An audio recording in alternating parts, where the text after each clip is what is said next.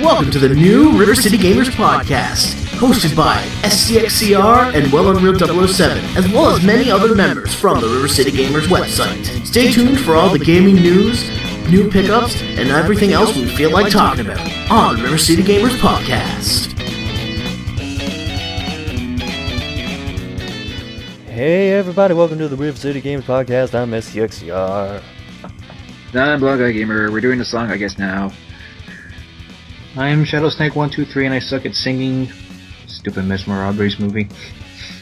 And I'm AngelHalo, and we are here at the RiverCityGamers Podcast.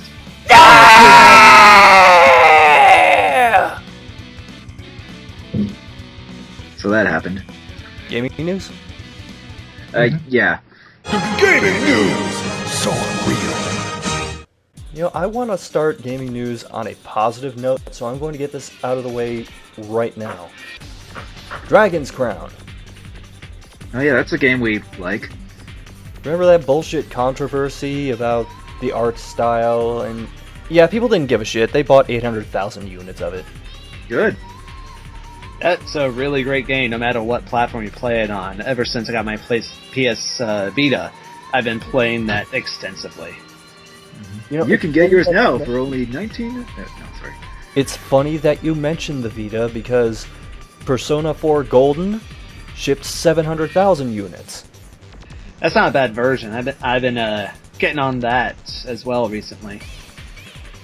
Yeah, I don't want to put a damper on this, but Persona 4 Golden shipped 700,000 units, and it's one of the most popular Vita games. Well, That's to be expected since it's basically Atlus's biggest cash cow. I'm thinking that's more of an indictment of the Vita itself, but I won't go into that. It's a success. Let's move on. Mm-hmm. And because I got the good news out of the way first, let's talk about Konami. okay, what about them? It has to do with a game you've probably never heard of or played before, Skullgirls. Oh yeah, I know where this is going. They're requesting that the game be pulled from Xbox Live and the PlayStation Network. I'm guessing this is due to rights or something? Well, they originally co-published Skullgirls with Autumn Games on the Xbox Live and the PlayStation Network, everywhere outside of Japan. And the publishers recently severed ties, so they're not working with each other anymore. And Konami says, well, let's just take this game down then. Why can't they just fully publish it themselves? I don't know. It's Well- like you're not doing much to begin with these days anyway, Konami. What is publishing this indie fighting game gonna do for you? Like even if it doesn't sell all that well, whatever, you still publish it. You still did something else other than the 3 games you're doing.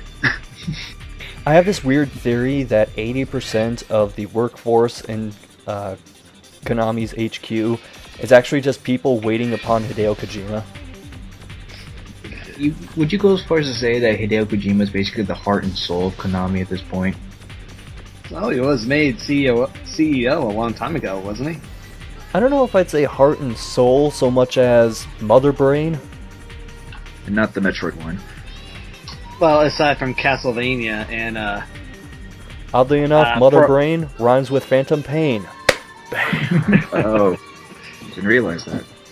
well, aside from Castlevania and Pro Evolution Soccer, what cash cow franchise in Konami can you think of that isn't Metal Gear that keeps them in business? Well, there was somehow Downpour, but I doubt that did a lot. I mean, it's a mixed bag Silent Hill game, but I think if there's one thing we can all agree, I don't think it helped Konami financially. Oh wait, I think the last Silent Hill game was that freaking Book of Memories. Yeah. Yeah. I think there might be.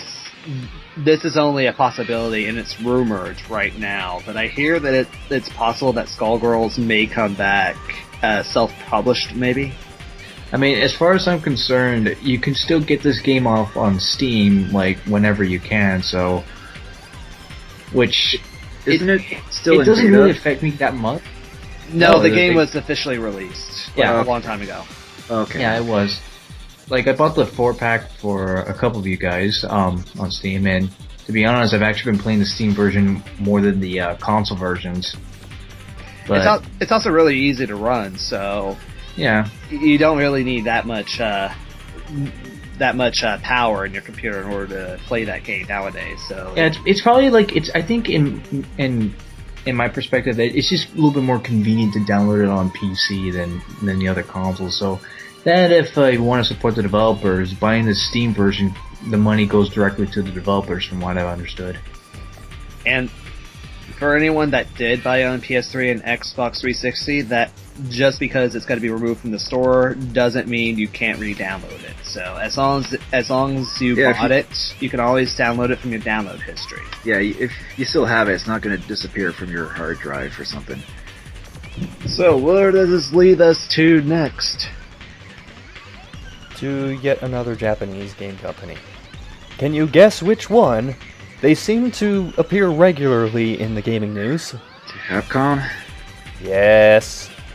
What did they do this time? Oh wait, let me guess. Is this because of the Let him place say. investment? Let me do good news, bad news with this again. The good news is that they made a huge profit on Monster Hunter 4 in Japan so far. Oh, I know this.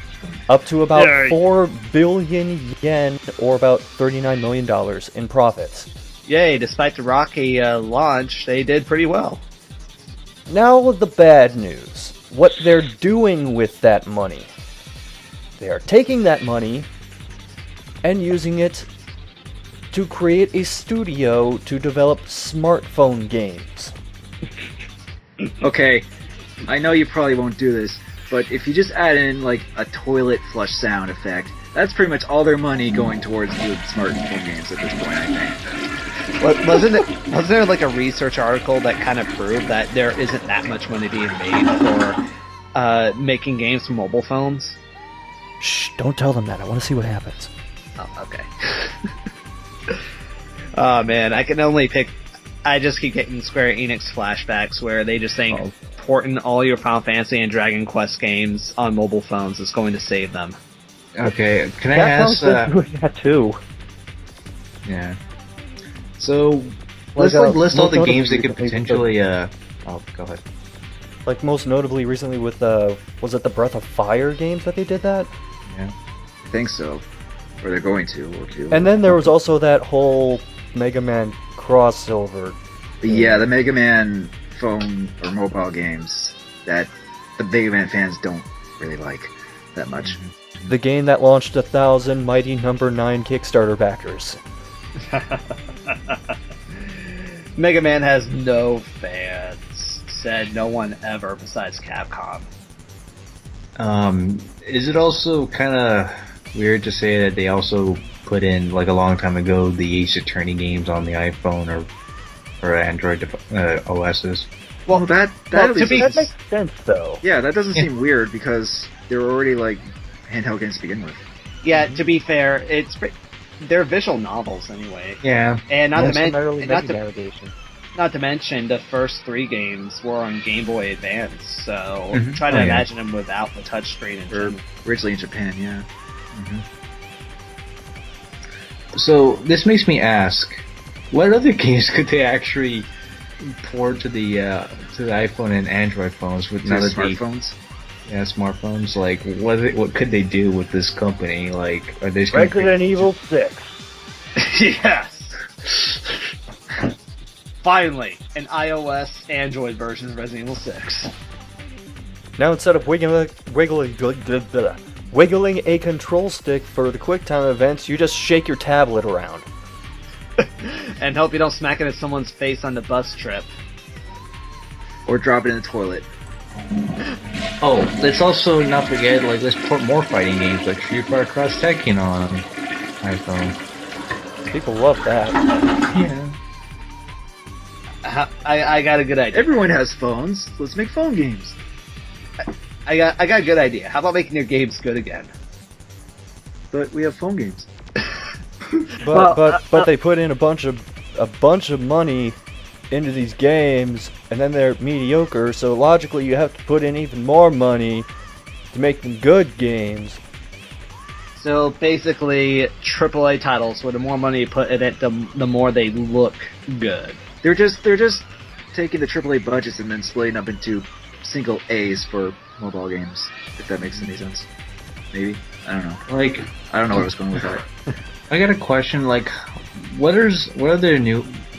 games do they have going for next year again? There's like something they announced coming for next, or like I should say current gen consoles like the Xbox One, PS4, I think. Something new IP, I forget what it's called.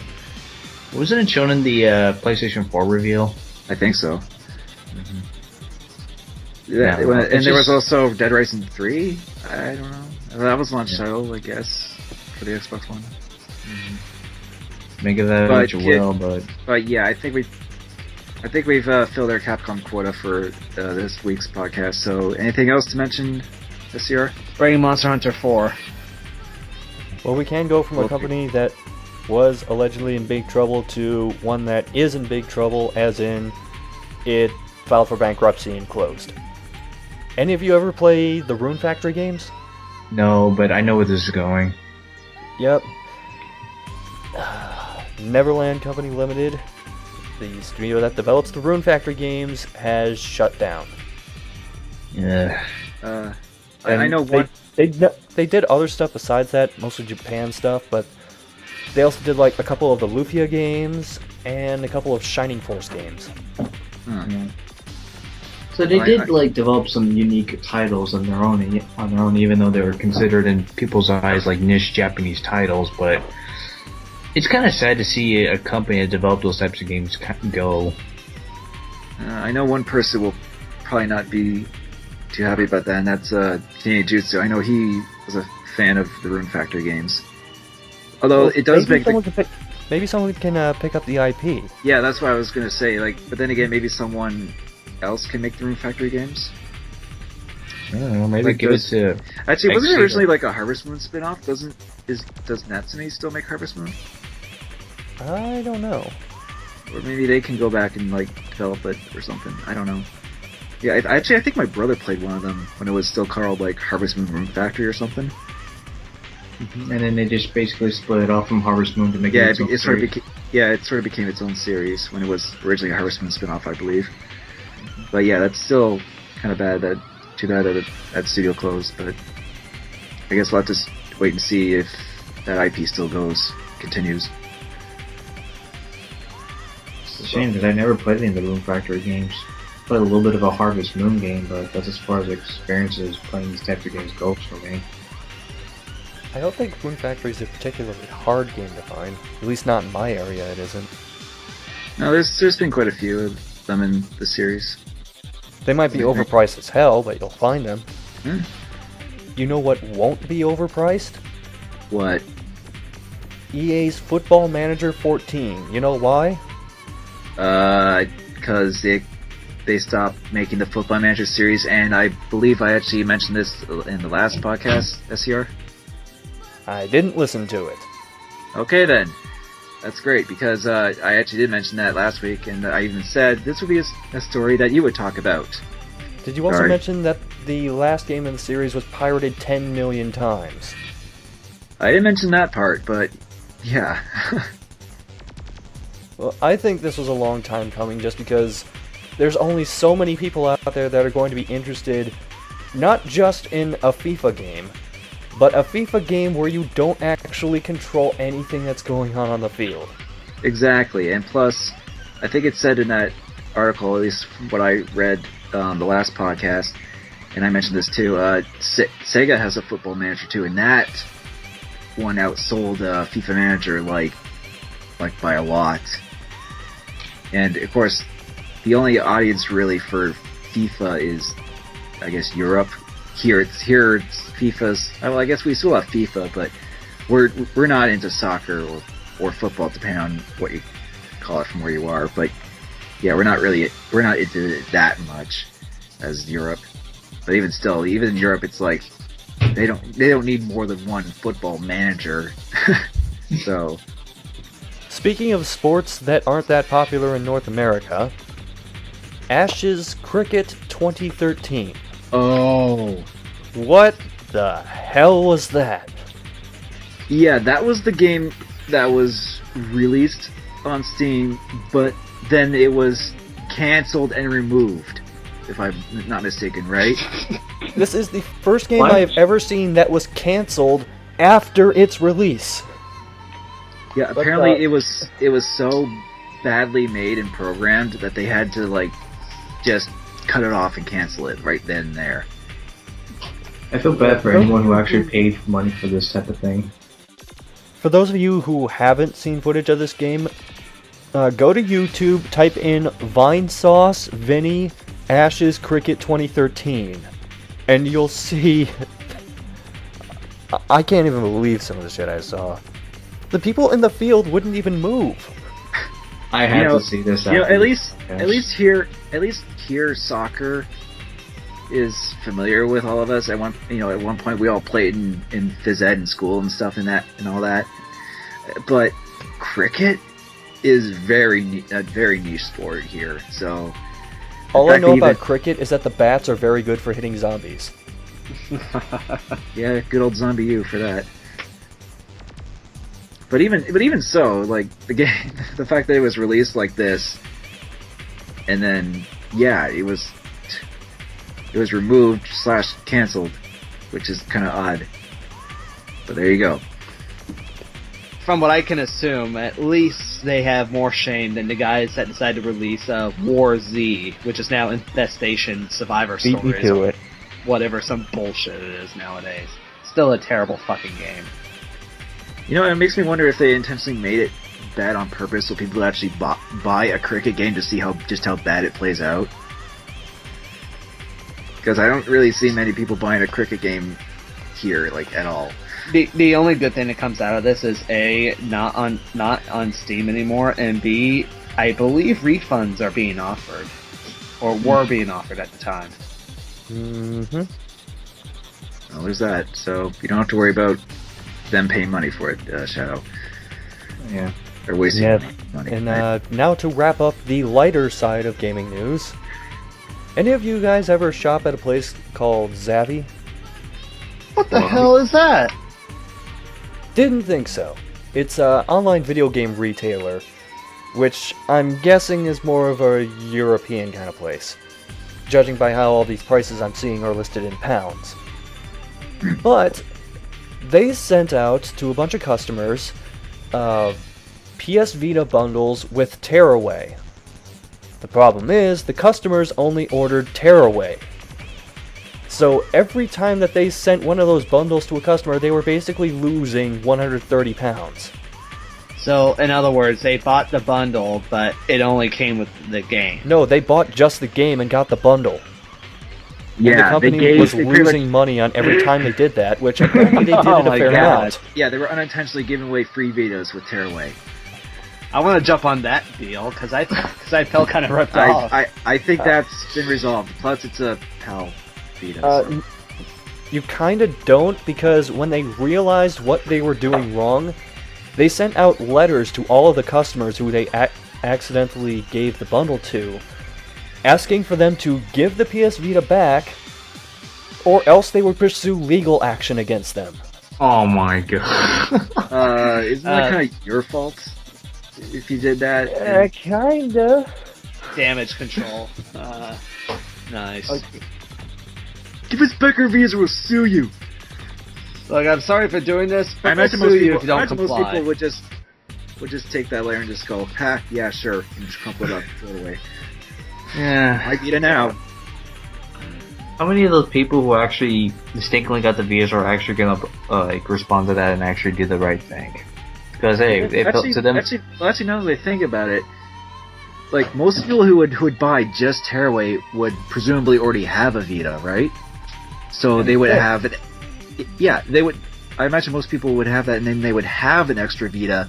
So what do you do with an extra Vita? They probably just sold it off to a pawn store or something. You could so by the time they get the letter, they're probably like, I can't do it. I already sold the Vita you gave me. Either that, because I didn't need an extra one, or I gave it to my friend. Either that, or they're like, but I enjoy having a couch that doesn't wobble because of the short leg.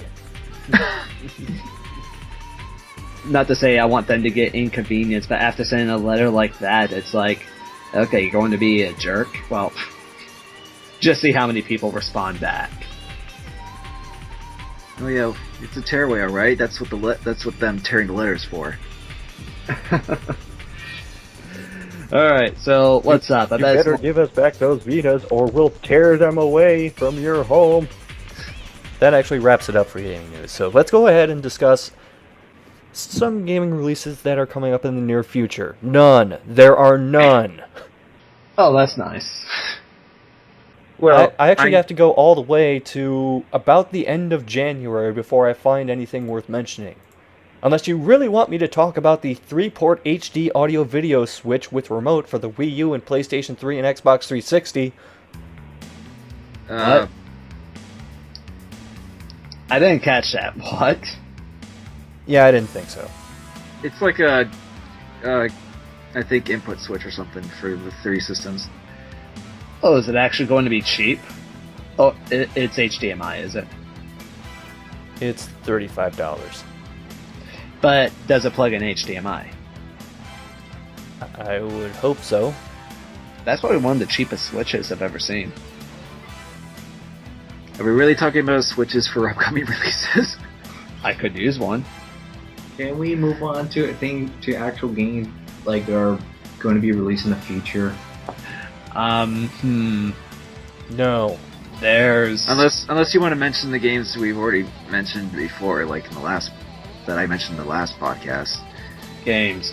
I guess I have to at this point. In February... Actually, there is one thing I can mention, though, actually, now that I just realized. A date for Donkey Kong Country Tropical Freeze was announced. I believe it is February 21st. Actually, I'm looking at GameStop site now, and they say that the release is February 4th. I heard everyone's been pretty cranky about the Donkey Kong game. Boo! Oh, God. Save it for something else that we'll talk about later. More like fired, Halo, get out. We were just making bad tear puns earlier, so... whatever. Okay, well... I could have sworn it was... But whatever, if it was... I'm pretty sure a date was announced for Donkey Kong Tropical Freeze. But regardless, it's going to be in February, so... And, new Wii U gaming actually looks good, so there. Yeah, I'm trying to find stuff that comes out before that, but all I'm getting is, like... Tomb Raider Definitive Edition, and by Definitive Edition, I mean Tomb Raider, oh hey, here's an art book. Oh hey, it's a port for the Xbox One and PS4. I already got the definitive version. It's called the PC version. But not everyone can have a nice, powerful PC, AngelHalo. That's why people go out and buy a $500 console. Yeah, get a $500 Xbox One and not use that money for a really good ATI card with a decent machine. Also, at the end of January is a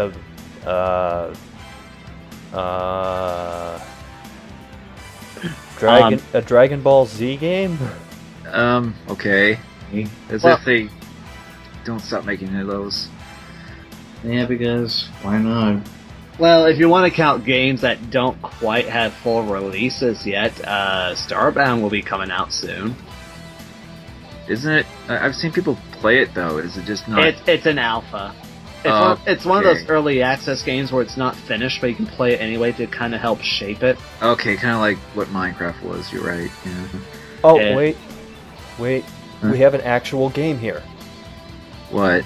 Bravely Default. Yeah, I mentioned that last time. Yes. In case you forgot, it's the new 3DS RPG by Square Enix. That actually looks good. Yeah. And what's also funny is that the same month, Final Fantasy Lightning Returns comes out. Or 13 Lightning Returns. Shit. Yeah, I know. Yeah, not...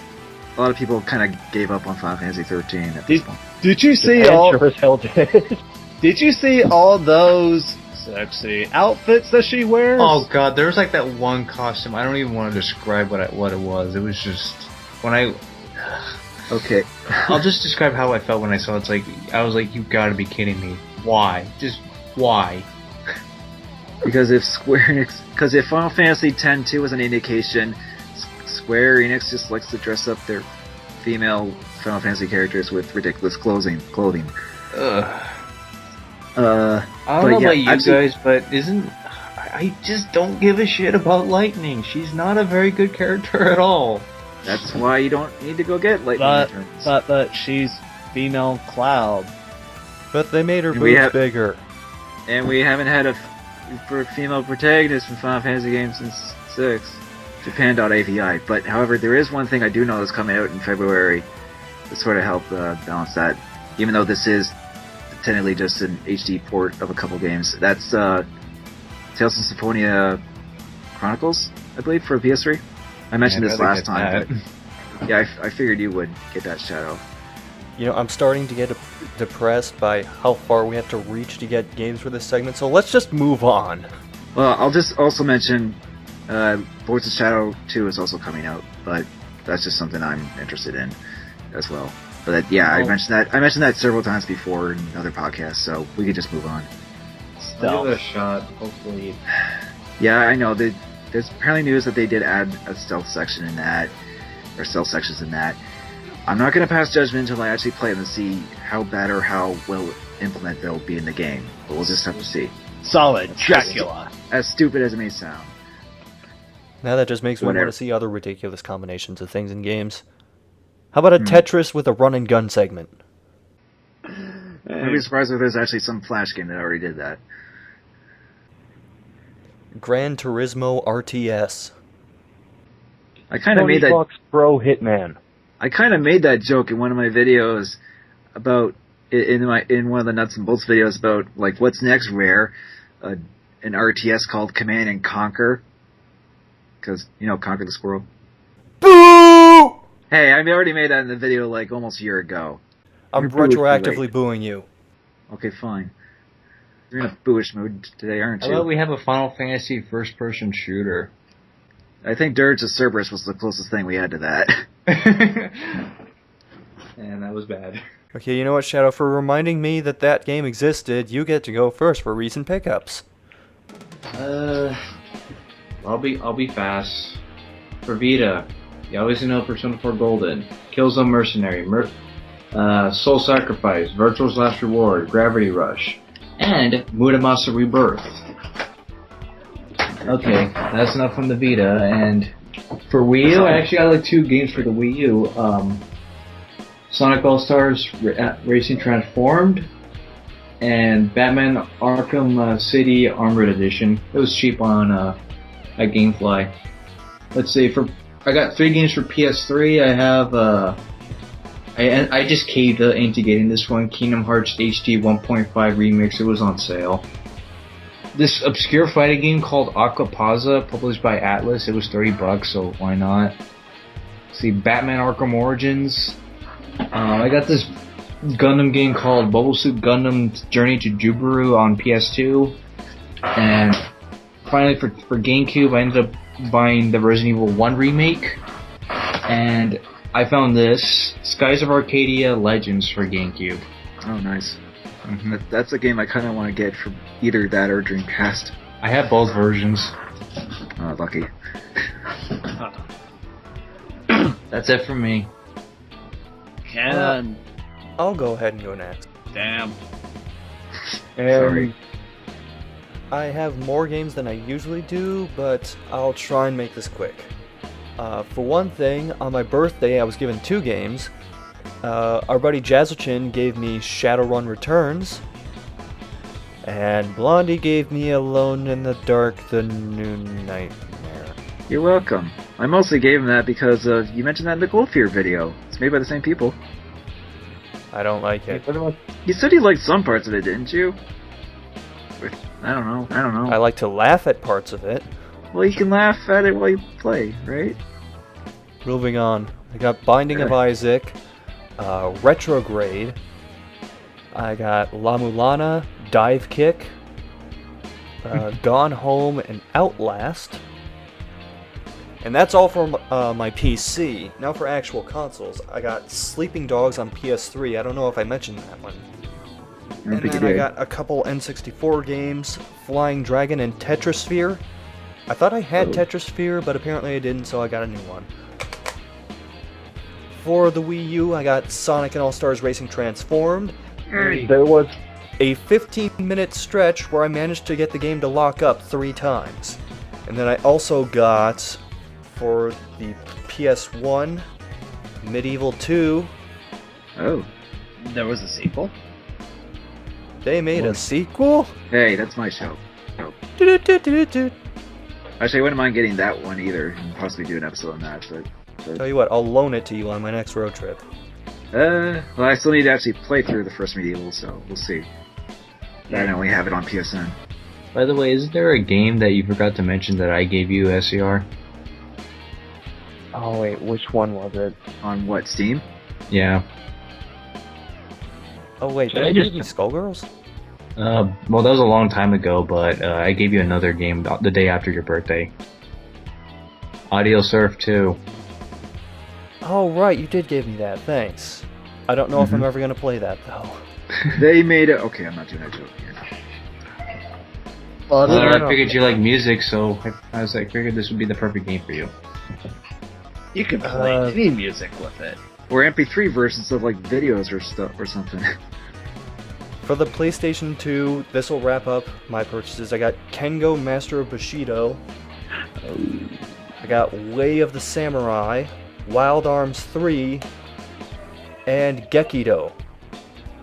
Which I may have to bring this game on our next big trip because apparently there's a 4-player mode in it. I don't even know what that game is, but I guess we'll find out. Neither do I. Oh, goody. And Okay, so- Blondie, why don't you go ahead? Okay, I only have a few games to mention for this week's podcast. For the PlayStation, I actually picked up with the one and only Blip payment I got because my Blip account closed, and well, and they just gave me the money I did manage to make, but it wasn't still enough for a payment. But I still got it anyway when after the account closed. But I went ahead and used that and got a PlayStation game called Boombots. Now, Boombots is actually the third and last game the Neverhood guys made. So it has the usual claymation style, like cutscenes and stuff like that, except this is like a 3D kind of a fighting game, kind of a arena shooter type of thing. It's an odd little game. I might want to do a quick video on that someday maybe, but yeah, we'll see. And on Steam, I've gotten a couple games. I also got Dive Kick because it was half off.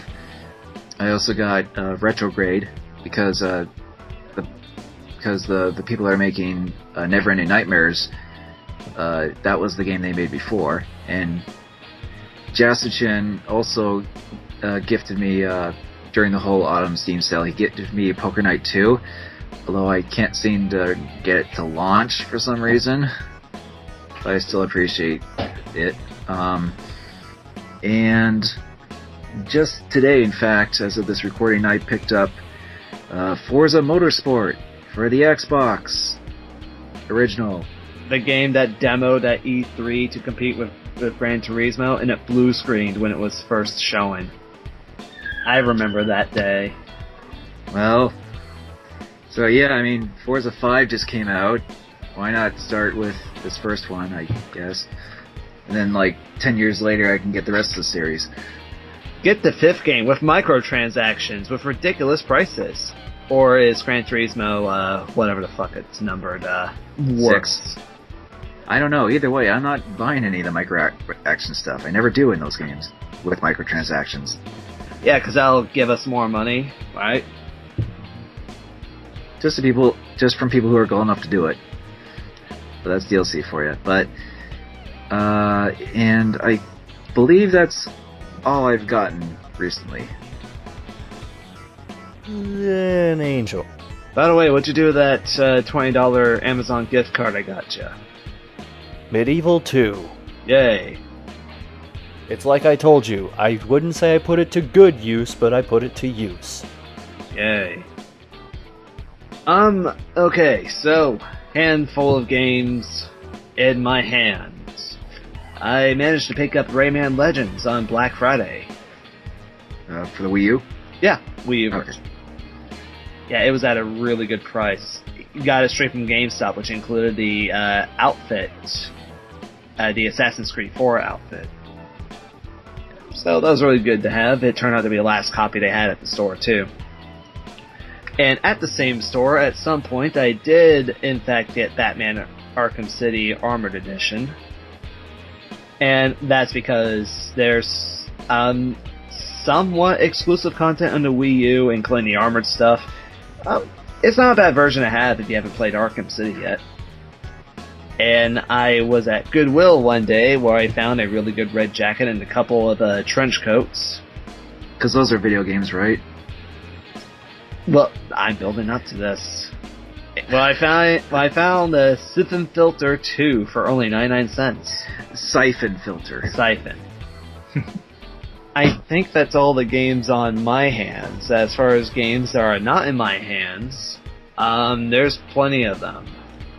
I might have mentioned before that I got Batman Arkham Asylum and City on a Steam sale before. And sometime after beating City, I decided to get Arkham Origins. It's a pretty good Batman game. A bunch of other games, if I can remember on top of my head, I got from Steam and Amazon.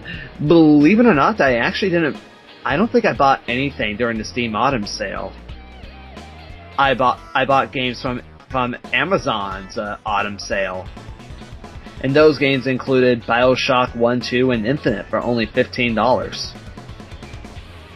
That was a really good price. And I also got Max Payne 3 Complete Edition. That was a really fun single-player game, despite how radically different it is from the first two games. Let's see, at some point, I also received Dive Kick from somebody in this room. Can you guess who? It was Professor Plum with the noose in the kitchen. It was him. Let's get him, fellas. I also went ahead and got Deus Ex Human Revolution Director's Cut. And for those who are wondering, are the boss battles really redesigned? And I've went to the first one so far, I will say this. The boss sort of behaves the same, but the levels has been redesigned to where you can do a variety of other things too. Like hack into sentries and leave traps everywhere if you prefer to play that way. So it opens up new strategies. Also, Shadow here got me DuckTales Remastered. You're welcome. And other games include, just going through my entire Steam list here, my list of 402 games. You know, I made a joke about that when you were streaming one time about saying, oh, how many of... Let's see, what's the next game you're going to stream out of the 400 you have? And it turns out you actually had almost 400 games in your Steam library. Now it is almost 400.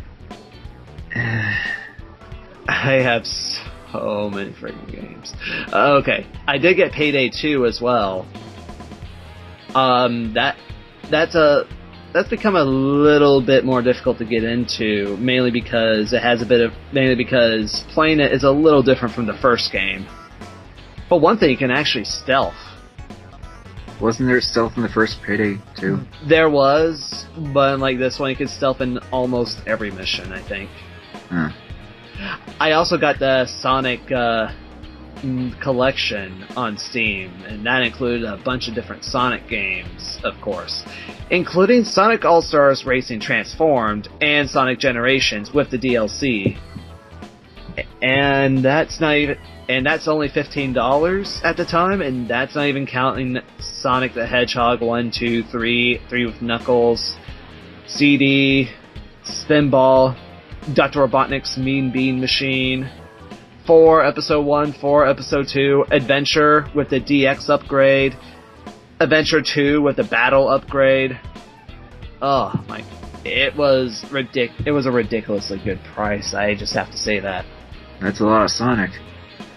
It is, and I hardly play Sonic, so it's like, great.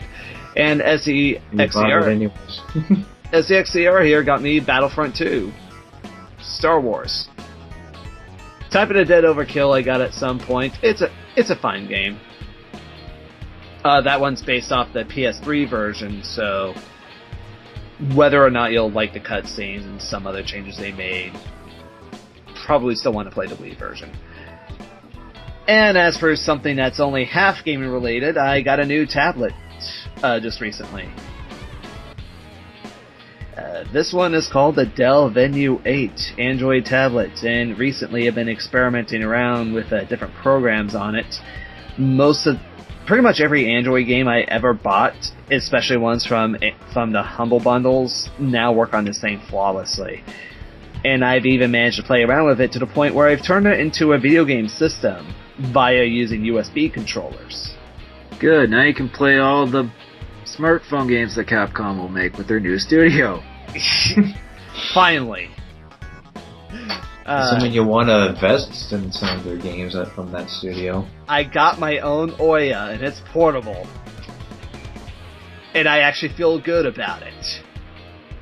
I think that covers just about everything, so unless you want to count the Mario alarm clock app I got for my 3DS. I thought you were going to say you got an actual Mario alarm clock. They have actual Mario alarm clocks? I wouldn't be surprised if there were. Like an actual Mario clock, I wouldn't be surprised. But enough about video game merchandising. Let's keep going. You know, it's funny that you mention alarm clocks, because it seems like the VGAs, or the VGX, as it was called this year, could use a wake-up call. Now, I will be perfectly honest up front, I did not watch them. Neither did I. I heard they suck. Did they suck? Okay. Let's just put it this way. I'm the only one here, and possibly out of the entire River City Gamers, that actually watched the VGX. And it was pretty bad. Like, okay, you know, you might be thinking, well, of course it's bad. It's basically the VGA wars, except now it's VGX, because it's the new generation or some stick like that they went with that. Wasn't Generation X like a decade ago? More than that? I don't know. Plus, actually, yeah. And then they actually had like little weird transitions that kind of looked like MTV.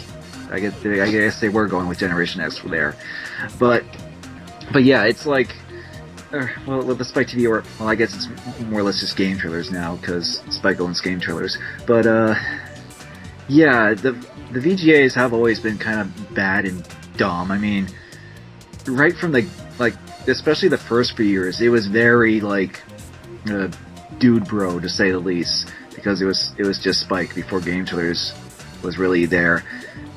Because the first year of the VGAs, the game of the year was Madden 2004. So yeah, man, that must have been a really slow year for video games. Yeah, oh yeah, and you can imagine me watching it back then, when I only had the only current generation system I had back then was a GameCube. So you can imagine how I felt about that year, when they barely mentioned any Nintendo stuff at all. It's like, okay, yeah, this is definitely dude bro. But yeah, it's like that.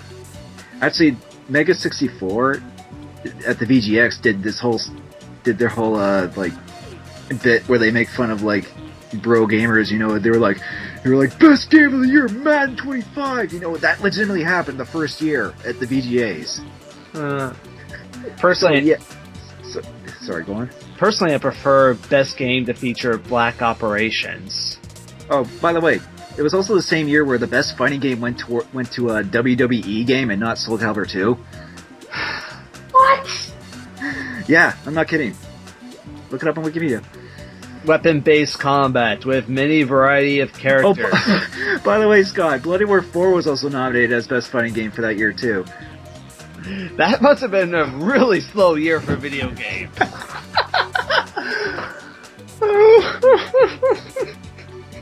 Yeah, like, okay, the first few years, whatever, before game trailers stepped in and said, okay, yeah, this is actually about... Wait. I gotta stop you right there. I pulled up the full list of nominees from that year. The winner was SmackDown Here Comes the Pain. The nominees were Bloody Roar 4, Backyard Wrestling Don't Try This at Home, Def Jam Vendetta, Capcom vs. SNK 2, Pride FC, Soul Calibur 2, Virtua Fighter 4, and WrestleMania 19. So, yeah, I mean, the point is I'm trying to make here is that, yeah, the VGAs have always been dumb, and the first few years they were pretty bad. But then Game Trailers stepped in and they were like, okay, it's starting to get at least a little bit more, not so much bro gamer stereotyping and a bit more... Also, just going through the list of nominees, at least they don't have 9 nominees for each category. Oh, it was bad. That was the main problem with the first year base, pretty much. They just nominated so much, it was just a clusterfuck for each category. You get a gold star, yay! Oh, and by the way, best animation went to Dead or Alive Beach Volleyball 2, I'm not kidding. Or Beach Volleyball 1, I forget which one, but still Beach Volleyball, because, you know, and it wasn't gratuitous enough. Those level physics are so unrealistic. I don't know how they won. You know, at that point, it was that bad. I wouldn't be surprised if they had a best breast physics award back then. You think? And the nominees are Dead or Alive, Soul Calibur 2. You know, you think they had something like that a few years ago by now? No, they're not. They're not that degrading this time, although some parts are still pretty bad. Because even when Game Trailers came around and basically, you know, it became more of a bit more of an accepted gaming demographic, they were still going the route of, like, you know, being really immature and awkward and stuff like that about the whole gaming stereotypes and everything. But, and you know, I mean, last year there was like the game show, the award show ended with like a giant inflatable dick spewing confetti out of it. So, you know, there was always that air of playing up the gamer stereotype. But you know, but I've seen every award show since the first year, and every year I always felt just really awkward and kind of a little bit ashamed to be associated with these types of gamers if gaming is to be accepted as this generalization on national television. But this year they actually do things a little differently. Sorry, were you going to say SCR? Were you surprised at all at some of the winners from this? Because I'm just looking down the list, and I'm noticing things like Best PC Game went to Gone Home. Okay, here's the thing. The point is I was trying to get out with my long ramblings, because I've seen all the VGAs, including this new VGX thing, which, to their credit, they tried to do something a bit more different. They're not going with this whole, like, overblown award show thing. They're basically making this more of a more localized, down-to-earth, you know, more about talking with the developers about their upcoming games, and, you know, and basically just showcasing this year in games and stuff like that in a more studio format and stuff like that, you know. But there were a lot of problems with it. Like you said, you were surprised at the awards. Well, I watched it, and I'm pretty certain that half of those awards that are listed on the Wikipedia or whatever, they did not actually show during the award show.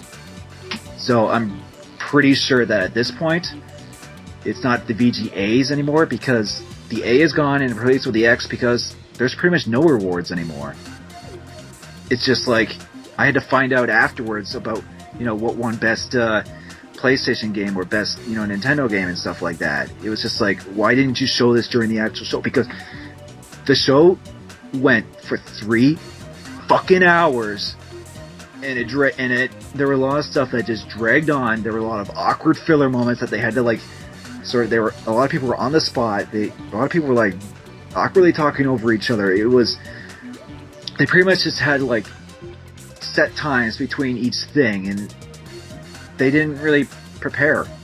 It was just very awkward. You know, it doesn't also help that, you know, Jeff Keighley was one of the hosts, which, you know, that's fine, because, you know, he's He's one of the main guys from Game Trailers. He does a lot of interviews with Gaming Dead Lovers and stuff like that. But then you also had this other host. His name is Joel McHale. He's a comedian, I believe, and he really plays up this whole stick of like being like this really, really smug and arrogant kind of guy. He makes a lot of bad jokes, which I'm pretty sure were mostly intentionally bad jokes, but they're still pretty bad, especially towards the gaming stereotype. He's the host of The Soup, so... Yeah. And him and Jeff were together a lot of the time, and you could tell that Jeff did not want to work with this guy because Joel makes the same jokes about Jeff, and Jeff at times was really just like, okay, yeah, that's funny, because can we just keep going, kind of thing. Like, you could tell the two chemistry between these two did not work at all. Can I stop you for a second? Yeah. Do you think, hypothetically speaking, would the show be a little bit more presentable if Jeff were to, do the hosting sort of by himself? Not like the whole thing by himself, but maybe like good portion of it by himself, like, where he would just, show categories or whatever. That's the thing. It probably would be okay, but I think they wanted to try and throw in a little bit of like comedy.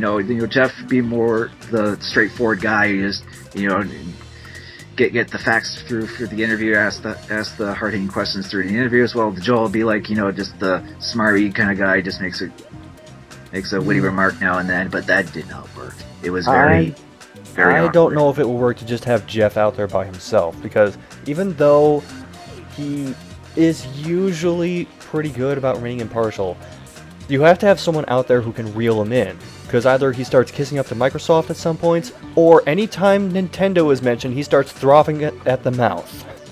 Oh yeah, that's true. Like, yeah. Would it be like, have like at least two knowledgeable hosts about games to present it instead? Yeah, and there are actual like celebrities or famous people that are in the games. I mean, someone like Jack Black or something like that. Which didn't he host last year or something? Or was in last year? No, I think it was Samuel L. Jackson that's hosted last year. Samuel L. Jackson hosted and Jack Black did a performance. Right. Yeah, if someone like Jack Black could do it, I think that would work. Oh, or someone that could, do a good hosting job and, about video games, actually be excited about video games and not just be someone like Samuel L. Jackson, which yeah, he's voicing games, but he doesn't play games, you can tell. Like, what was I gonna say? I would like to have someone hosting these events, like someone who's knowledgeable, and someone who's just not gonna like be like one-sided of one company or whatnot. Like someone that'll just like present in a very fashionable way in a sense. I'm not saying he has to be the most funniest or just presentable at least. The bad thing is that the whole like, the hosts and the bad jokes weren't the worst thing about this year. If you want my honest opinion on what was the worst thing about this show, they cut back to like these guys. It was like a rap group, I think, called the Loiter Squad. Oh god, that was a disaster. Holy like, these guys were so bad. And I don't mean their music performance, because their music is just like, hip hop, whatever. Because Grand Theft Auto 5 won Best Soundtrack, so they had a music performance based around that. That's another thing I want to bring up, is that Grand Theft Auto was nominated, let's see, 1, 2... Yeah, they were half the nominees for Best Song in a Game. And yet, I don't think Best Song of the Game actually was won by Grand Theft Auto 5. Nope, BioShock Infinite. Good, because they already won the Best Soundtrack. See, that's the thing. Another thing with their nominations, they always tend to do something where it's like, they know something will win one, but they make another category with at least something else that will hopefully give another game a shot too. So, the awards for this year, the winners are actually pretty diverse this year, I'll give them that. But again, half of them they didn't even show during the actual show. Like, the people always make the joke about the VGA awards are being more about, you only watch them for just the exclusive reveals, or the world premiere as they kept calling it. about the upcoming games, which, to its credit, these year's world premieres were all right. You had some exclusive stuff with like some of the developers behind games, coming in and showing off their games in this setting, which, and all the people talking with each other about that, which, it works. But there was like a lot of like really awkward banter and jokes from this Joel McHale guy, and it really comes off like as off-putting, especially when you could tell they obviously had to keep just rambling on about really dumb shit, and to fill out the 3-hour show. They really should have just toned it down to like the 2-hour show. It just dragged. And I know I'm rambling really long about this show, but again, I'm the only one actually seen it, so be prepared to hear me talk about it a lot this. But in terms of the actual stuff they did show that was at least, worth, I guess, seeing, it's almost as bad as like saying, oh, you only watch the Super Bowl for the commercials, when the VGAs are kind of considered like a glorified commercial for new upcoming games. But like I said, these were actually pretty interesting. Some were kind of like questionable, like one of the world premieres was like the Tomb Raider Definitive Edition, and they talked with the guy behind Crystal Dynamics, I think, that are making Tomb Raider, about it. So yeah, they also, but then they also had people like Matt and Trey from South Park. They showed off a new gameplay video, or a new trailer, or a new thing for South Park Stick of Truth, and they're always funny. Then they had you had people like Tim Schafer. He showed off his new game called Broken Age, which was actually the game that was funded by the Kickstarter a while ago. The whole Double Fine Kickstarter they did a while back. And that looks cool. And they showed off that they have like Elijah Wood voiced one of the main characters and stuff like that. And that's going to be looks like an interesting adventure game. There was a lot of stuff that was announced. And you had like Reggie Fils-Aimé with Donkey Kong Country Tropical Freeze announcing that Cranky Kong is a playable character, and he uses his walking cane like the pogo stick jump in DuckTales, pretty much. They showed like 10 seconds of Witcher 3. Kind of like a tech demo thing for Division, just showing its graphic engine. Telltale's making both a Game of Thrones game and a Borderlands one, like Tales from the Borderlands. Which, you said it makes it sound like a Tales of game. No, it's Tales from the Borderlands. Which, yeah, Telltale Games is now making 4 games, by the way. So I hope they don't burn themselves out. You love a bit, Telltale. There was also this indie game that was announced called No Man's Sky. It's being made by. It looks like a very interesting like space first person slash space ship flying game. It's only being made by 4 people too, so it looks cool. There was also like some zombie game. Like I forget what it was called. Dying Light. Yeah, Dying Light. It was Dying Light. It just looked like some kind of like zombie with like parkour elements. Like, all I can just say is, yawn, we already have way too many zombie games. Oh, and that reminds me, in between segments of the show, they had what was called viral sections, where they had popular people from YouTube make I know what's coming. Video. They had Smosh, which kind of made this not all that funny parody about gaming in the future. Half-Life 3 it hasn't been announced yet in like 500 years. Ha ha ha. There was also, I mentioned before, Mega 64, which, they were alright. They did their whole like bro Game of the Year award thing. Then there was also Rooster Teeth. Let me think. And then there was and this is one that'll probably make a lot of people cringe. And this PewDiePie was there. He did a little video about Dying Light, about him playing it. This is his typical like Yeah, typical stick of him playing a game like that. Yeah, so it's obvious that they were going for the whole, YouTube internet crowd with those guys, and it was obviously hit or miss, mostly miss. So in other words, the Mega 64 skit was the better one. The Rooster Teeth one was not bad too, because they had like a fake award for something, and one of the nominations was like Rock 53 from like Call of Duty Ghosts. Although one thing that did kind of surprise me about this year, when Naughty Dog won Best Studio of the Year. Now this was actually not too bad, although some of it was hit and miss too. Every time an award was won, like I said, only like half of them, but one of the major ones that were at least awarded, they gave it to they had videos pertaining to whoever won. Like for example, when Naughty Dog won, they did a short little video of them showing all of the people in their studio like just cheering, like they won. But then they showed a short thing of like Joel from The Last of Us doing that. What was it called? It's that one. It's the clip of Antonio Banderas from Assassin. Yeah, just doing this kind of like thing. Yeah, I saw that. It's been all over the internet since the PlayStation. The thing where he leans back and laughs with his fist to his mouth. Yeah, they did that with Joel, which is kind of funny. Yeah. Should I probably do that when I cosplay as him again? No, because it's already been done by the actual Joel game model, so you don't need to.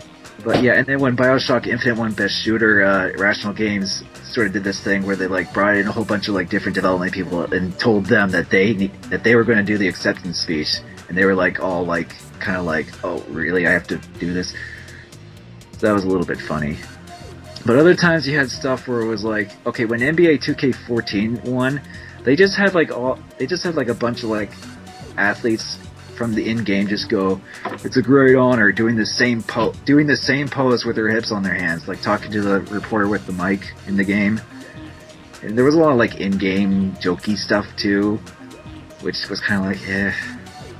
There was some stuff that at least almost worth watching for this year, but the stuff in between just didn't really work all that well. It was very off-putting, and you could tell they had to like keep dragging things on to fill in time because it was a 3-hour show, and the show ended with like a 20-minute music performance from like the music of Grand Theft Auto 5, and the fucking Loiter Squad were absolutely abysmal because they were just like, okay, one time they actually got out the guys who did the music or sound design for Grand Theft Auto 4, and the one guy's just like, oh, tell you about yourself, and the guy was just like, oh, what? Because they were literally not prepared to talk about anything, really.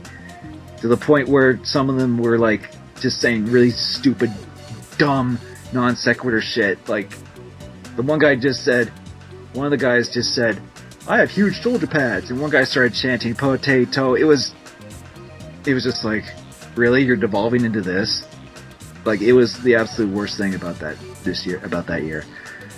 And I know I've gone on and on and on about this, but it's just, there were some good ideas they had doing the show in this format where it was like, it's not really on TV anymore. It's just kind of streamed on your computer or game console or wherever you were watching it from to be more authentic gaming, more of a like not so much an award, not like a huge overblown award show, more like a more closer to home type of thing, but it just wasn't executed that well.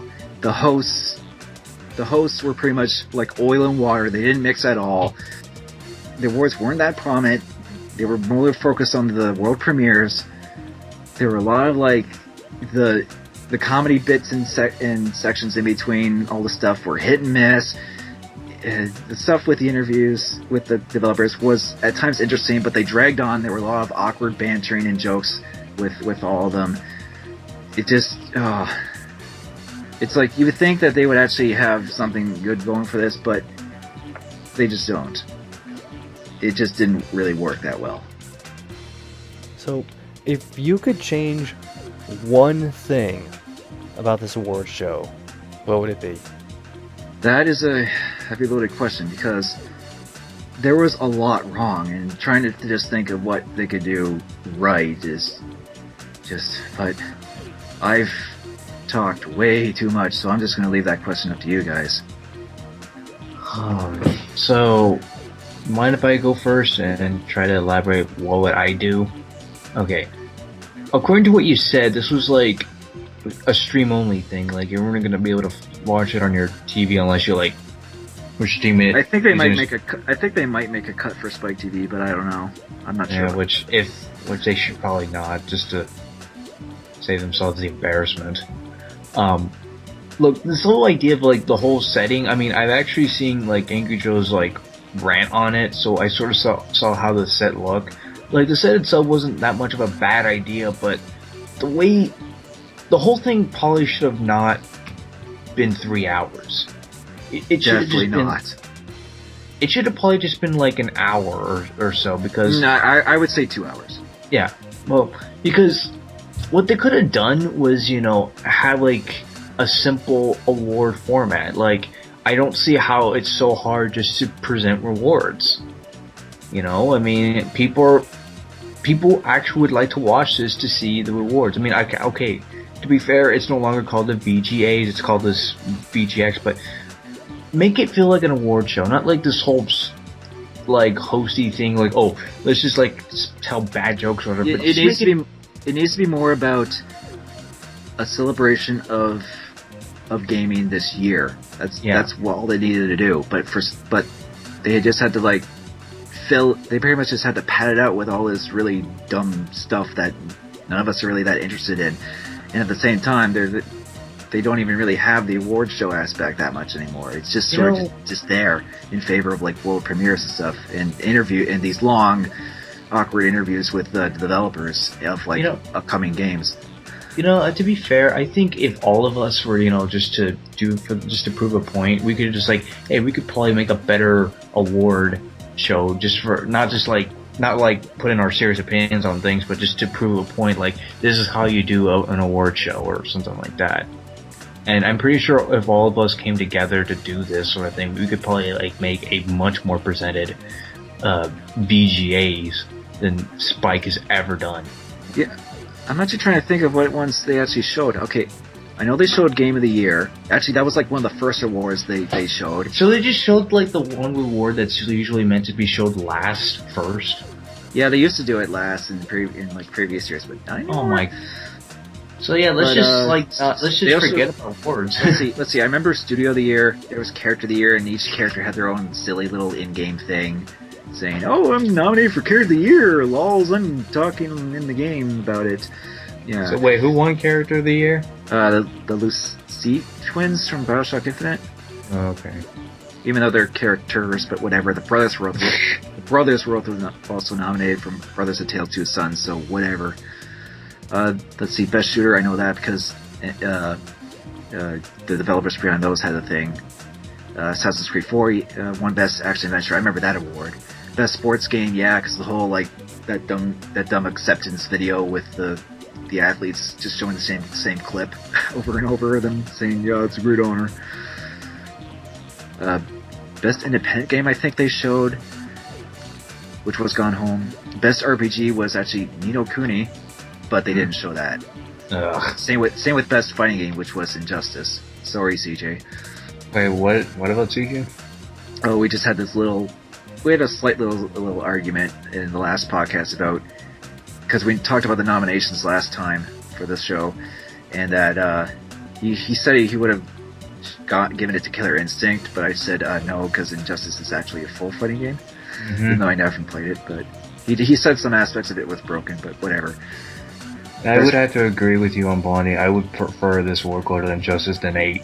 And actually, and I don't think none of the other awards were shown except for, like, Best Soundtrack, which they did like a 20-minute performance of at the end. Yeah, because Best Driving Game was Forza Motorsport 5. Best DLC was Far Cry 3 Blood Dragon. which I'm happy. Best Xbox game was Brothers: A Tale of Two Sons, even though that's not exclusive. But then again, none of the nominations were exclusive for Xbox. PlayStation game was Last of Us. Nintendo game was Mario 3D World. Best PC game was Gone Home, which won Best Independent Game anyway. Okay.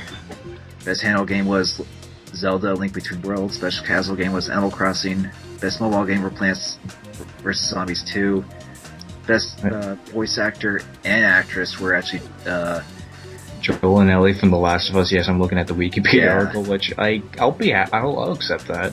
Yeah, and the best song was the Bioshock Infinite One instrument. And the most anticipated game is Titanfall, which they did show off like the new mech classes you can do in that award show. So, but yeah, that's the thing. Exactly as I was mentioning before, you have to go look up or go on game trailers or something or whatever else to see what actually won best PlayStation game or whatever. I swear to God, it makes me want to take all these nominees and you know, winners and all these results, let's just put it like that, and actually, you know, present them in a fashionable way, as a way, hey, Spike, this is how you fucking do it.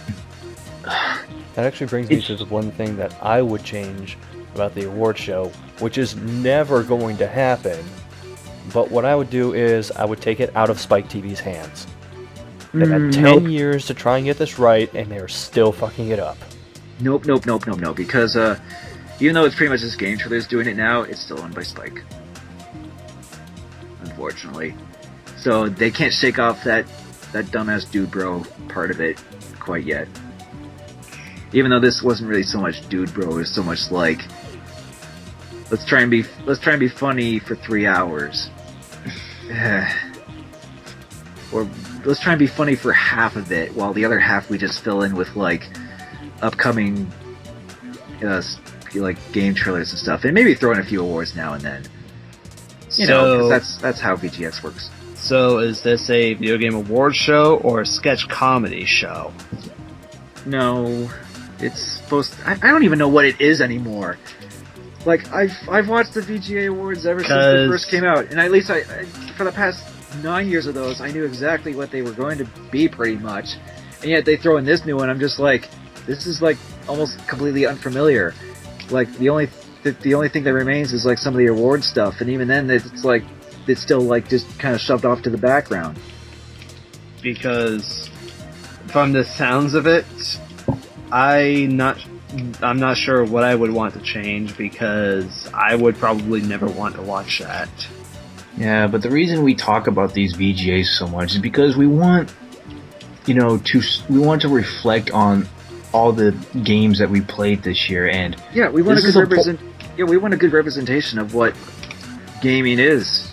Yeah, you know? but and when they pull this shit out, it makes us look bad, and it just makes us not want to be associated with this. It's like, this is one of the major problems with, you know, like when incorporating video gaming to the media. They just don't take this sort of stuff seriously. It's just like they just think it's a big bad joke, and it pisses me off when they do this. It's like LOL basement dwellers, am I right? You know? Yeah. They're still going with that stereotype with a lot of us. I am sick and tired of that stupid stereotype. It's been there forever. I mean, it's pretty much just like the Star Trek fan stereotype. It's not going to go away. Yeah. Or the sci-fi nerds or the comic nerds, or, you know, just stuff like that. Just nerds in general. It's just easy to poke fun of for a lot of people. Yeah. And that's just how it is. Well, I take it that the next podcast we'll do, or whatever, we'll just probably like say what was our best gaming experiences. Well, whoever's going to be in the next podcast. Yeah, of this year. Yeah. The River City Gamer Awards. Best. I mean, hey, trust me, if we were to do most depressing news article, EA fires people. Worst thing that Capcom ever did this year. Yeah, we'll make our own award show with blackjack and hookers. Be honest, and if we best game of blackjack we ever had, the November game. Oh god, this is just something small, but I kind of find it funny for the best voice actor category that Troy Baker was nominated twice for 2 Yeah, roles. we mentioned that last time. It was just like, wow, that's fair. But he won anyway for Joel, so there. Mm-hmm. At least he won for Joel. At least with those voice actor nominations, you know, only one of them was like a celebrity voice actor, which you know, I'll give the recent VGX/VGAs this. At least they didn't only nominated like celebrities that did a voice role in a game like they did in the first couple of years or so of the VGAs. Yeah, just because you had like famous movie voice. Instead of like actual voice actors. Yeah. Because even though you get like famous celebrities to voice in your games, it doesn't mean like that they're going to be the best. Yeah, I mean, honestly, like I said, the award nomination, well, the nominations can be a bit questionable, especially when you couldn't even find an exclusive game for your best Xbox game, but or one that was only a timed exclusive for like a month. But I think the votes show that people like diversity of games and nominations that and that won, because I think most people when they voted they pretty much just said, okay, I'll give Grand Theft Auto 5 the Game of the Year award, but then they were like, but then they went to like Best Action Adventure. They're like, oh, but I already voted for Best Game of the Year for Grand Theft Auto 5. I might as well give it to Assassin's Creed instead. That's exactly why nominating the same game within multiple categories like that doesn't really work if it's going to be like at least in terms of like what the results will be. Yeah, you remember game trailers for people who voted. Yeah, I remember game trailers Game of the Years last year, where XCOM won almost everything. Oh, game trailers by themselves is a whole other thing on its own. Because with that, at least it's like, yeah, you could tell that they just gave it to like one game pretty much. But here, they actually don't do that, which that's one thing I'll always give the video game awards that. But yeah, they really just need to drop the whole, like, it's okay to have some stuff to try and be entertaining, but don't rely on like really dumb and awkward jokes, because awkward humor rarely works. The thing is though, this should not be too hard. I mean, you don't really need to show us some guy talking over stuff. Like, what you probably want to do is just show montages. Yeah, like, hell, one year they had a game in the like a Hall of Fame or something like that. What was it? Let me look it up. Are you talking about the 2011 Legend of Zelda thing? Yeah, like they honored the Legend of Zelda franchise in a video game Hall of Fame award. That's the only video game Hall of Fame award they've done, and it's been 2 years. Why not bring that back? Like, have I know last year they did Game of the Decade for like, and they gave that to Half-Life 2, but have more of that. Like, more of like honoring like gaming as a whole throughout the entire years. Like put like honor, like, okay, actually there was something they did kind of do that was almost sort of like that this year. They threw in like I guess a mini documentary of sort for like I think it was like the King of Kong guys, or or the guy that has like the top Donkey Kong score, the original arcade Donkey Kong.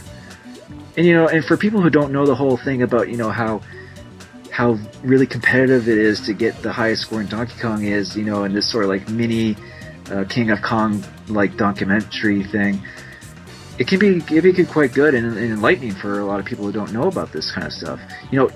Have more of that kind of stuff to honor gaming as a whole, and not just have really dumb jokes. Yeah, like, wasn't there like a story on Facebook? I think I'm trying to describe like a bunch of PC gamers like had like some sort of some donation or whatever. Does this ring any bells, Angel? They play and stream video games, and they get lots of money to donate to charity. Like that. Like, show like how gaming can actually help society, because when you actually do stuff like that, it helps. Like, there's even people who actually, are functional members of society, and they actually, play games. Yeah, the guy who has the top score in Donkey Kong, he's a plastic surgeon. Mm-hmm. That's what was shown during that little mini documentary type of thing. And stuff like that. I don't mind when they had to fill in stuff like that. But the rest of it, just, you could tell it was just obviously just padding and filler and just didn't. It makes me wonder what was going through their minds. Just make everything drag on.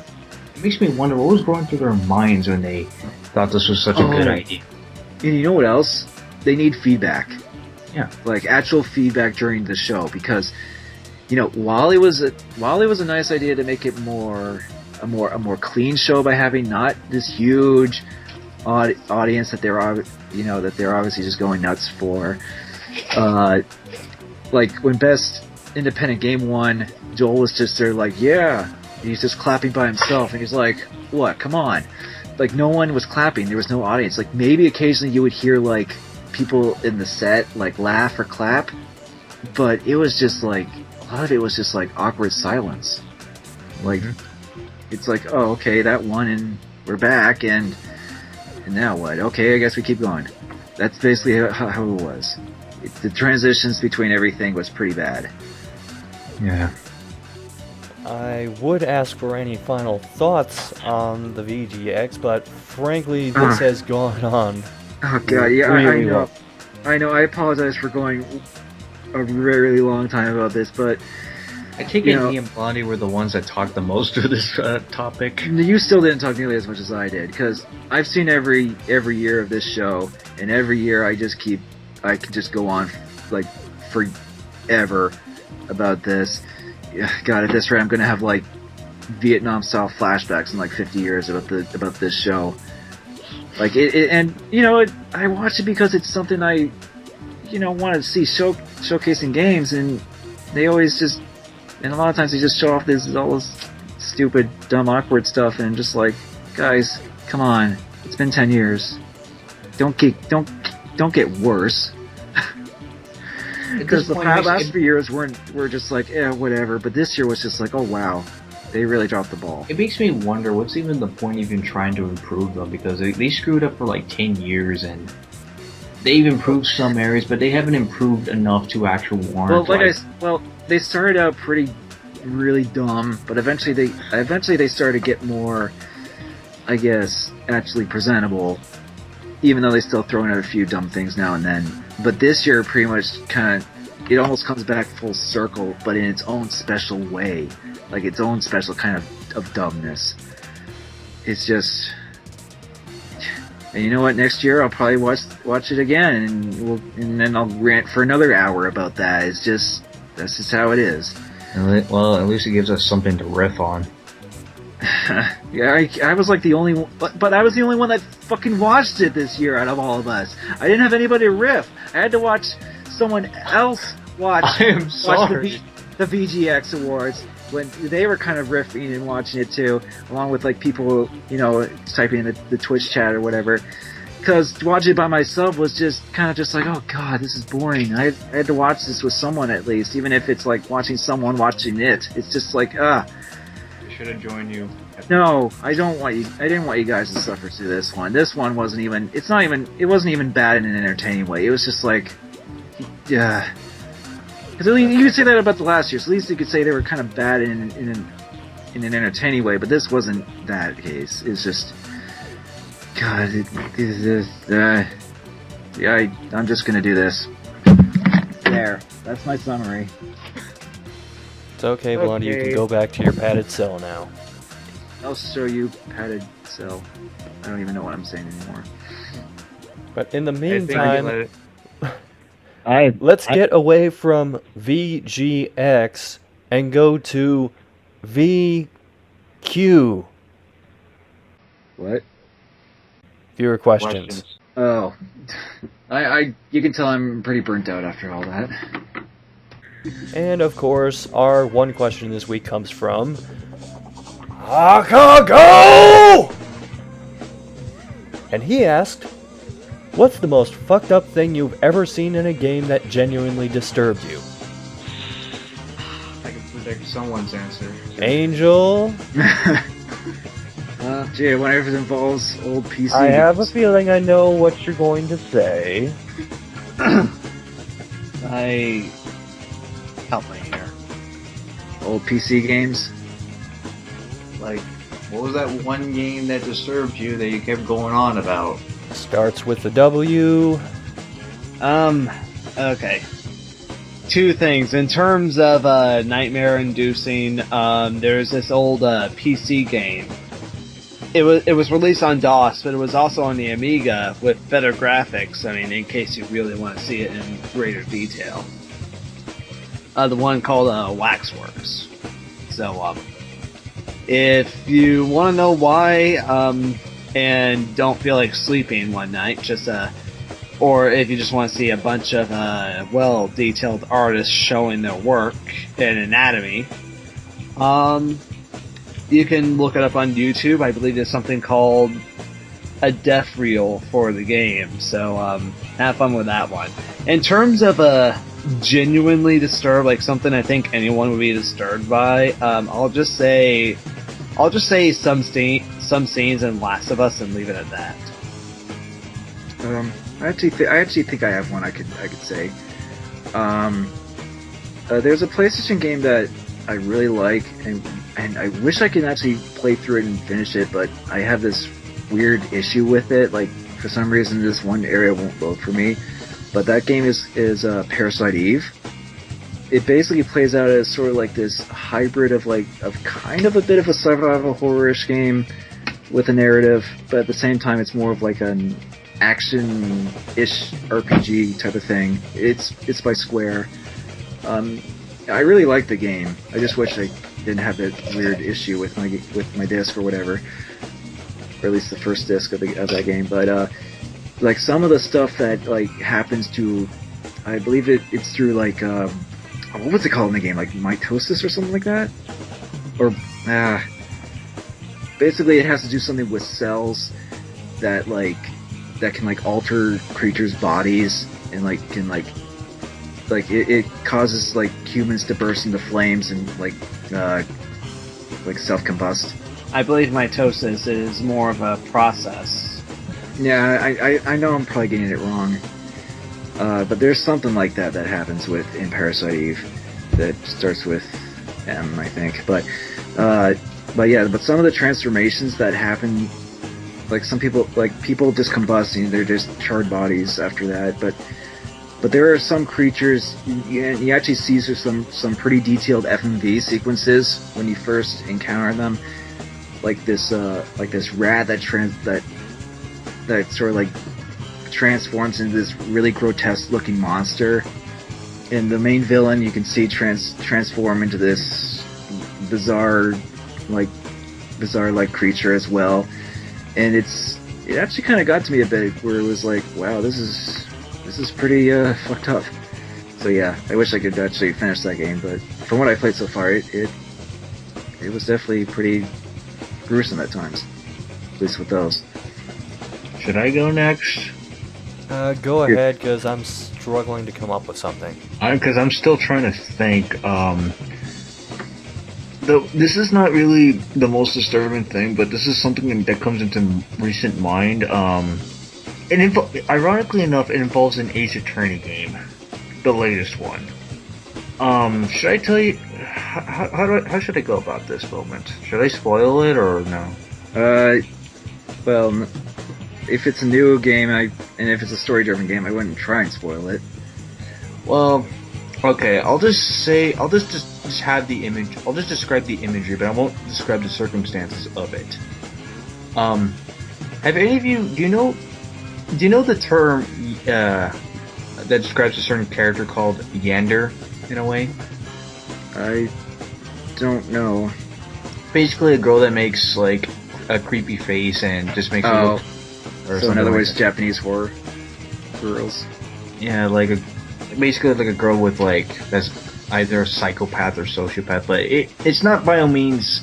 I wouldn't say use this word to describe this image, but this image that I saw in the Ace Attorney game, it's like when I saw it just freaked me out. It's like, yeah, it kind of affected how I saw the character that I was just one of the characters of how I was, interacting with throughout the game, and it just it was really, really, well, it was kind of awkward in an interesting way, but oh god, it just gives me nightmares it just gives me eerie thoughts just thinking about it.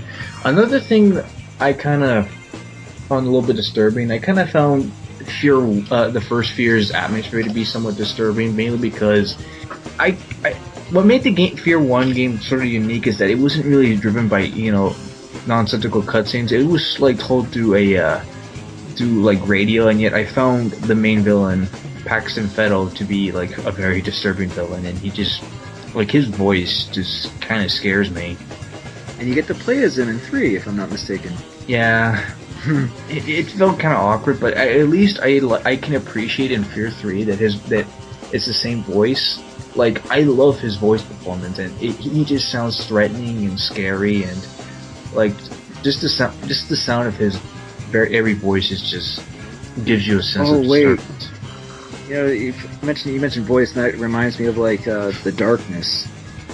How Michael Ironside, I think, voices The Darkness.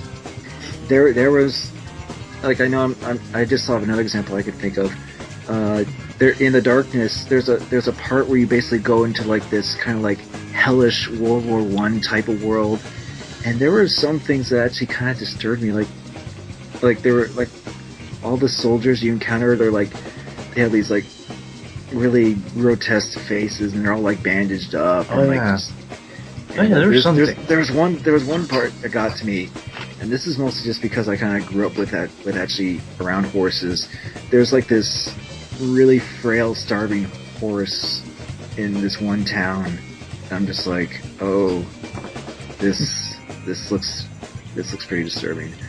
Yeah. Or that was pretty disturbing.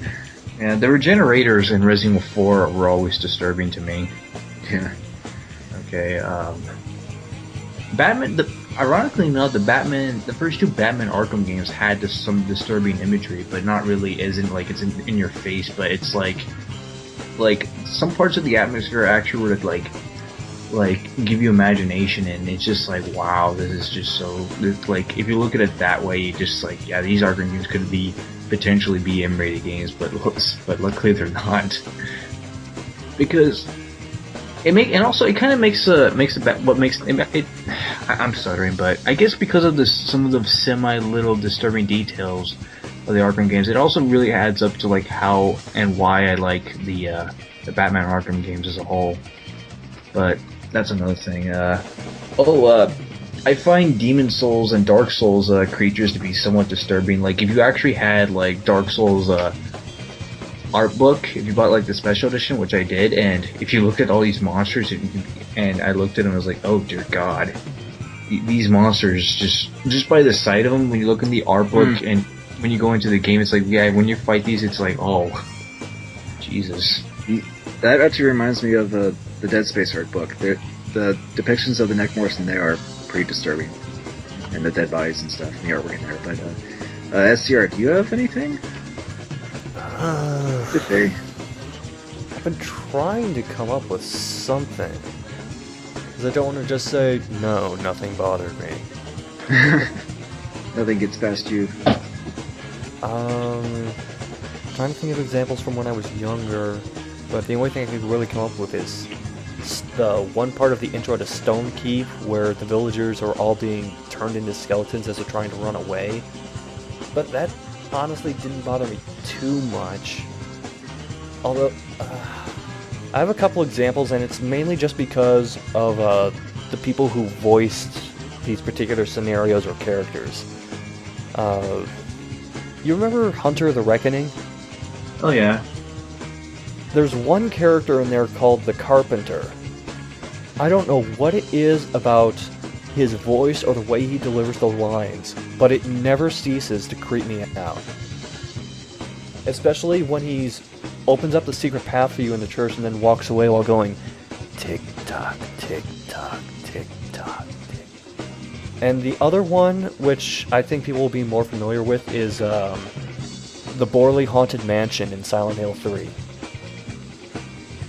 The voiceover that happens as Heather is going through the different rooms. That never ceases to get under my skin. Yeah, Silent Hill in general can have a lot of really, really freaky moments like that. Yeah, and it goes for a more psychological approach. Well, yeah. I mean, I'm not sure if I said my most disturbed moment in the game, but that's as far as I can think of. Yeah, I know that technically doesn't answer most fucked up thing I've ever seen in a game, but that's all I can come up with right now. If you want disturbed in a sense where where it can be a little grotesque just by gunfire alone, not really in a horror sense, but playing through Max Payne 3, and there are parts where when the firefight comes to an end, the game will show the bullet cam in which it shows the people the enemies you shoot up, shows the bullets entering and leaving in a bit of a grotesque way. Try shooting them in the mouth or in the eye. It looks pretty disturbing. Oh, I've seen videos of that. It didn't really bother me. We're pretty desensitized. So like I said, not in a way where you feel like genuinely disturbed, more in a way where it's like, holy shit, kind of disturbed. Oh yeah, some parts in Catherine disturbed me. You know, I have to have at least one visual because it's like something you've ever seen in a game. And I'll just throw this one out there, Resident Evil 4.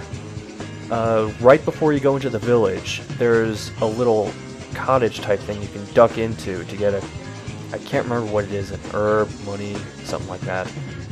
And as you round the corner to go into the cottage, you realize that right next to the door you walked through is a female villager who has been pinned to the wall via a pitchfork through the face. And was that the message where, was that the one where Leon says, I guess they don't discriminate, better find her fast? Yeah, it is. Okay, just want to be sure. Yeah, that kind of ruined the moment for me. Well, it's Leon, what do you expect? To be fair, Leon has seen some fucked up shit before Resident Evil 4. Yeah, but it got kind of ridiculous in forward points. Like where, can't remember the little guy's name, but he says, like, I'm sending my right-hand man after you, and Leon goes, your right hand comes off? Well, that and in combination, that Shinji Megami or whoever was writing the story decided that they wanted to go for a more... Can't be. Yeah, like, they were aware that they were writing something like that, and they were just having fun with it. Because they made the same game, like, quite a few times already. They just really wanted to do something new. Alright, well, anyone have anything else to add to the subject? I'm not gonna really think of that have already been known or said. Alright, well, if you have a question you want us to answer on the podcast, feel free to ask it in the YouTube comments or on the website when it gets uploaded there. You can also ask us through a private message to the YouTube account or on Facebook, facebook.com/RiverCityGamers. But right now, let's get into video updates. Damn it, I'm out of coins to flip. Oh right, I don't flip coins anymore. Angel, go. I've been a lot more focused in my job lately, so I haven't gotten around to updating on the video. I have talked with one member of RiverCityGamers about this one video I've been talking about months ago, and figured that it'll be released next year. I was gonna have it released like this or last month, but I figured the delay might be necessary for A, having new content ready by then, and B, focus on getting more stuff in my life together. That includes getting a job promotion. So that's about it for now. And Blondie. Alright. I've actually just recently recorded footage for the next Black Sea Game review, which I sort of said was at the end of my later video, and that is Journey from Darkness Strider Returns on the Sega Genesis. It's the unofficial sequel to Strider, and it's pretty bad. Yeah, so you can look forward to that when I get around to it. As for anything else that I'm planning on doing, I'm probably going to try and make an introduction video for a retrospective I might want to do, or I'm actually planning on doing. It's just something that I want to just throw in there, just to sort of like lay down the rules and what I'm doing. That way, when I make the first video of it, it won't have this long 5-minute intro, just explain the whole premise of the retrospective and stuff like that. So I want to see if I can throw together an intro for that.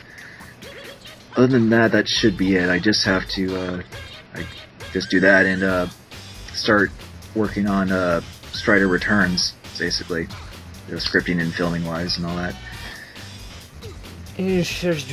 Shadow. I got no updates, so I'm gonna not repeat what I just said the last couple of podcasts, so move on. Okay, that was quick. Well, I just posted. No, don't say potato, please, not after the VGX. I'm not sure what that means, but okay. One of the fucking Loader Squad guys. Don't go into it. I don't want to know. Sorry, I already had one of my Vietnam flashbacks. Well, I just posted recently the first edition of Hindsight Miscellanea, which is something a little different I'm doing, partly because I want something that I can post in between some of my larger videos, like Bloody Roar Retrospective, SCXCR, $5 Gaming, stuff like that, so that I don't have that several month delay where I'm just doing nothing.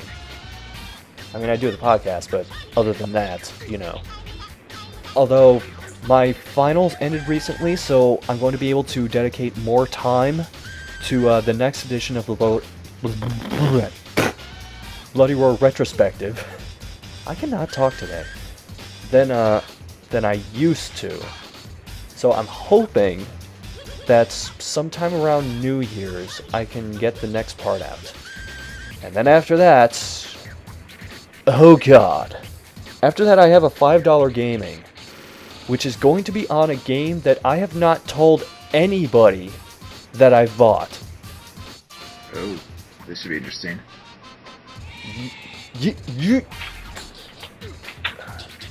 I injured myself playing this game. That's all I'm going to say. You injured yourself by playing this game? Yes, and that's all I'm going to say on the subject. That's the end of the podcast. I'm SCXCR. And I'm Blondeguygamer and our guest star Toy in the background. I'm Shadow Snake and I'm going to go sleep. I'm not here anymore, so have a good day. Yeah, you know what? After the VGX and Stray Returns, I'm just gonna go get a drink or something. Yeah, you do that. You had enough. I can never have enough. I like to hear you talk when you're drunk. I'm gonna get you a drink.